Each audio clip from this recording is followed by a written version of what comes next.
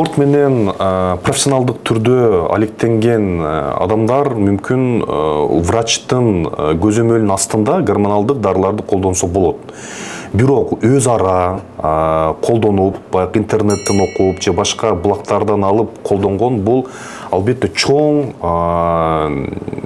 жаман нерселерге алып келиши мүмкүн. Анткени бул дары оор дарылардын ичине кирет, анан өздүк гормондордун чыгарышына тоскоол болот.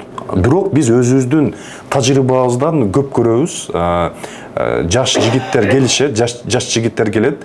Баякыл тренажердик залдарда машыктыруучулар сунуштаган ар түрдүү гормоналдык дарыларды колдонуп келишет дагы.